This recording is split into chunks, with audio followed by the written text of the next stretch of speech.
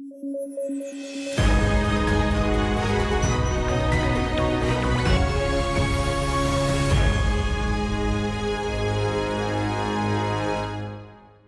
News at 9 में आपका स्वागत है। मैं हूं वीरत दुबे। आइए जल्दी से नजर डालते हैं आज की न्यूज हेडलाइंस पर।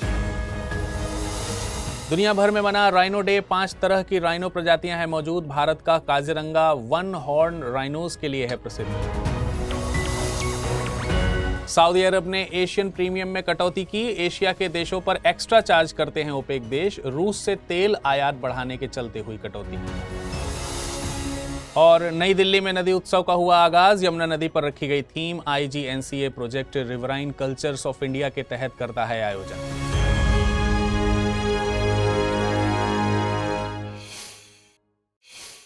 चलिए खबरों को विस्तार से जानेंगे, लेकिन उससे पहले आपको बता दूं कि अगर आप इस न्यूज बुलेटिन को PDF फॉर्मेट में पढ़ना चाहते हैं तो अमृत उपाध्याय 007 इस टेलीग्राम से जुड़कर डाउनलोड कर आसानी से पढ़ सकते हैं।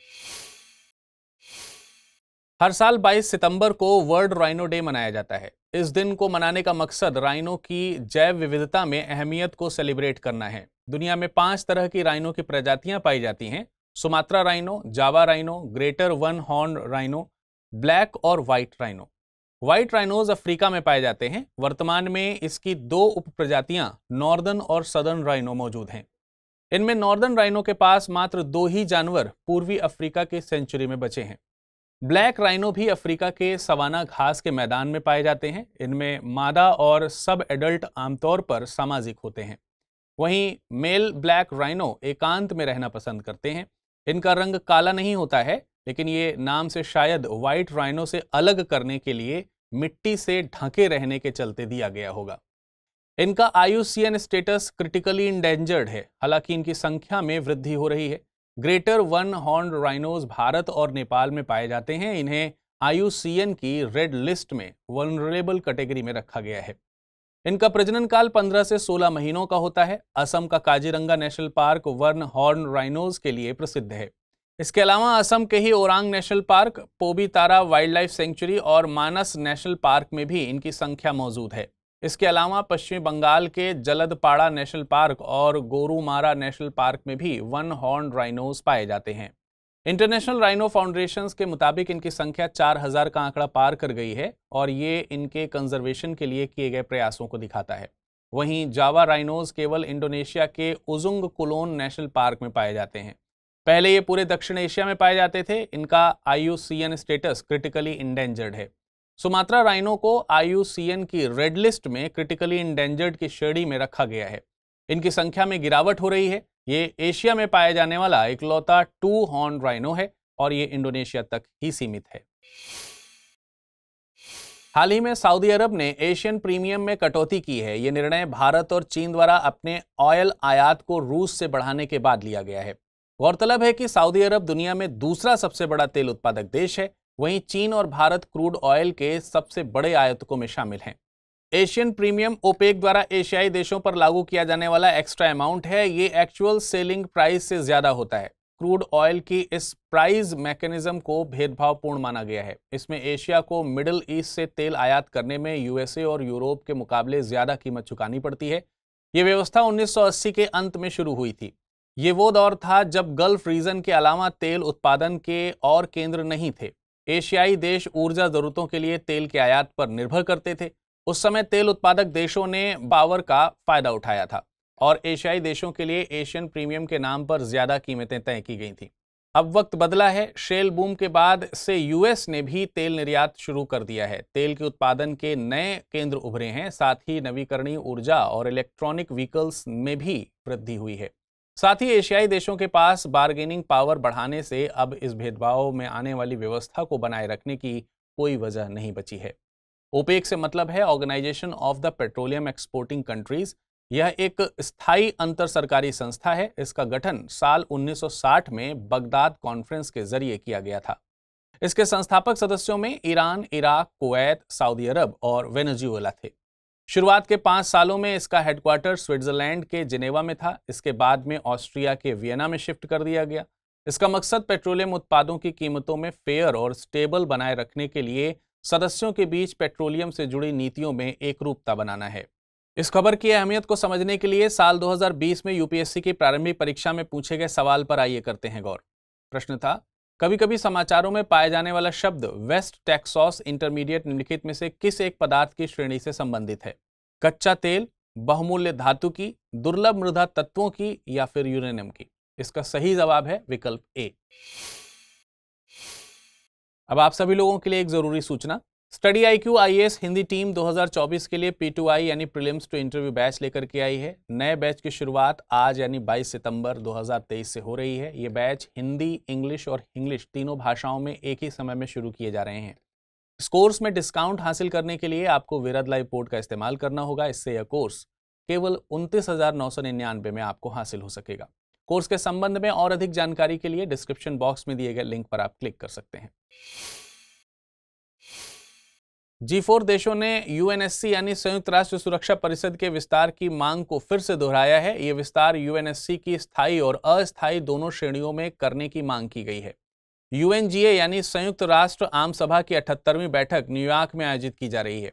इन देशों के मुताबिक UNSC को ज्यादा समावेशी, प्रतिनिधिमूलक और प्रभावी बनाने के लिए दोनों श्रेणियों में विस्तार जरूरी है। G4 देशों की ये कवायद एक लंबे वक्त से जारी है। आपको बता दें कि UNSC की स्थापना 1945 में संयुक्त राष्ट्र चार्टर द्वारा की गई थी।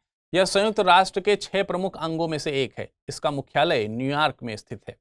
इसमें सदस्यों की संख्या 15 है, जिसमें से 5 स्थायी और 10 अस्थायी सदस्य शामिल हैं। सभी 15 देशों के पास वोट होता है। 5 स्थायी सदस्यों में से यदि कोई एक भी प्रस्ताव के विपक्ष में वोट देता है तो वह प्रस्ताव पारित नहीं होता। इसे वीटो पावर कहा जाता है। UN चार्टर के मुताबिक वैश्विक शांति और सुरक्षा बनाए रखने की जिम्मेदारी UNSC के पास है।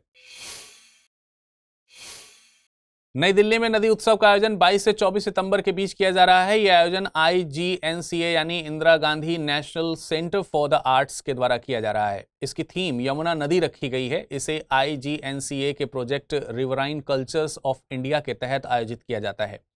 वर्तमान में यह प्रोजेक्ट 6 नदियों पर फोकस करता है। इनमें उत्तर में गंगा, यमुना और सिंधु शामिल हैं। वहीं दक्षिण में कृष्णा, गोदावरी और कावेरी शामिल हैं। इस उत्सव का मकसद प्राचीन से लेकर आधुनिक काल तक देश का जल निकायों के साथ रहे संबंध को दिखाना है।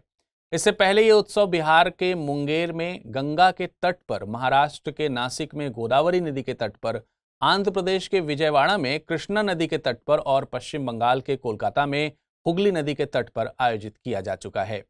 आपको बता दें कि यमुना हिमालय के यमुनोत्री ग्लेशियर से निकलती है। ये प्रयागराज में गंगा से मिल जाती है। अब बारी है नजर डालने की आज के रैपिड न्यूज पर।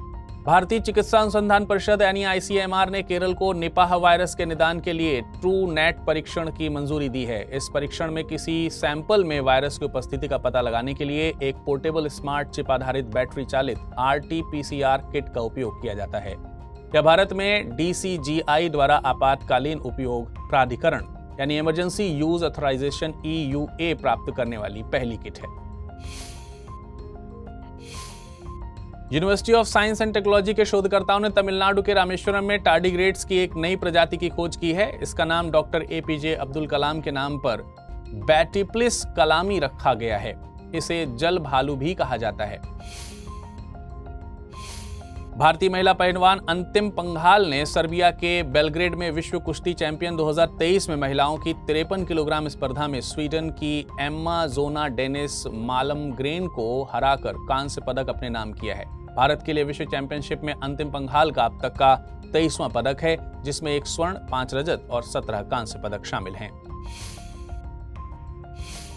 नई दिल्ली में सामान्य फसल अनुमान सर्वेक्षण के लिए मोबाइल एप्लीकेशन और वेब पोर्टल का शुभारंभ किया गया है। यह पोर्टल और मोबाइल एप्लीकेशन पूरे देश में कृषि पद्धतियों को बदलने के लिए डिजाइन किया गया है। चलिए अब बारी है आज के बुलेटिन पर आधारित प्रश्नों को देखने की। पहला प्रश्न है, कभी कभी समाचारों में पाए जाने वाला शब्द एशियन प्रीमियम निम्नलिखित में से किस एक पदार्थ की श्रेणी से संबंधित है? Rare earth material, crude oil, Bharat और चीन के प्रमुखों के लिए प्रयोग किए जाने वाले शब्द या फिर लिथियम। अगला प्रश्न है, निम्नलिखित संरक्षित क्षेत्रों में कौन से राइनो के संरक्षण के लिए प्रसिद्ध है? काजीरंगा नेशनल पार्क, ओजुंग कोलोन national park, Manas national park. नीचे दिए गए कोटों का प्रयोग कर सही उत्तर चुनिए। केवल 1 और 2, केवल 2 और 3, केवल 1 और 3 या फिर 1, 2 और 3। चलिए अब नजर डाल लेते हैं कि पिछले बुलेटिन पर कौन कौन से प्रश्न पूछे गए थे और उनके सही उत्तर क्या होंगे। पहला प्रश्न पूछा गया था, आदि शंकराचार्य के दर्शन को किस नाम से जाना जाता है? विशिष्टाद्वैतवाद, अद्वैतवाद, द्वैतवाद या फिर द्वैताद्वैतवाद? इसका सही जवाब है विकल्प बी। अगला प्रश्न था, निम्नलिखित कथनों पर विचार कीजिए। एनाड्रोमस मछलियां अपना पूरा जीवन नदियों, एस्चुरी, कोस्टल एरिया और महासागरों में बिताती हैं। प्रजनन के लिए ताजे पानी की ओर माइग्रेट करती हैं। केटाड्रोमस मछलियां अपना पूरा जीवन ताजे पानी में गुजारती हैं, लेकिन प्रजनन के लिए सॉल्ट वाटर की तरफ माइग्रेट करती हैं। उपयुक्त में से सही कथन का चुनाव कीजिए। केवल एक, केवल दो, एक और दो दोनों, इनमें में से कोई नहीं। इसका सही जवाब है विकल्प सी। आज के बुलेटिन में फिलहाल इतना ही। मुलाकात करेंगे कल फिर आपके साथ न्यूज कंपाइलेशन में, जिसमें पूरे हफ्ते भर की खबरों को कवर किया जाएगा। तब तक अपना ख्याल रखिएगा। धन्यवाद।